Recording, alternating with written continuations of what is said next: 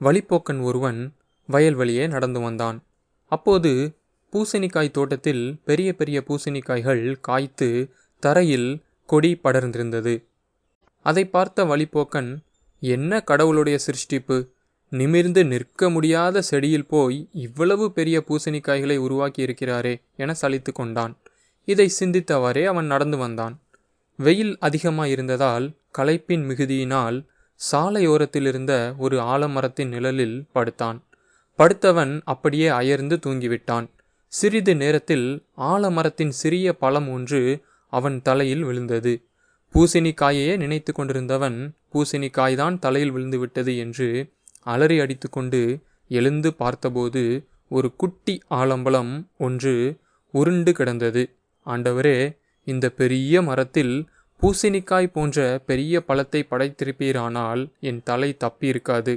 ஞானமான உம் செயலுக்கு நன்றி என்றான். ஆம் பிரியமானவர்களே, நம் தேவன் நேர்த்தியின் ஆண்டவர், அனந்த ஞானமுள்ளவர். நம்மை படைத்ததிலிருந்து ஒவ்வொன்றையும் பார்த்து பார்த்து நம்மை நேர்த்தியாய் உருவாக்கியுள்ளார். நம்முடைய சரீரத்தில் உறுப்புகளை நேர்த்தியாய் உருவாக்கியுள்ளார். நம்மை மட்டுமல்ல, நம்மை சுற்றியுள்ள எல்லாவற்றையும் கூடவே. நம் வாழ்விலும் ஏன் இதையெல்லாம் ஆண்டவர் செய்கிறார் என்று நினைத்து புலம்புவதை விட்டுவிட்டு, அவர் சர்வ ஞானமுள்ளவர், அவர் எல்லாவற்றையும் ஞானமாகத்தான் செய்வார் என்பதை உணர்ந்து அவருக்கு நன்றி சொல்லுவோம். ஆகையால்தான் ஞானியாகிய சாலமோன் சொல்லுகிறான், தேவன் சகலத்தையும் அதின் காலத்திலே நேர்த்தியாக செய்திருக்கிறார் என்று. கர்த்தர் உங்களை ஆசீர்வதிப்பாராக. ஆமேன்.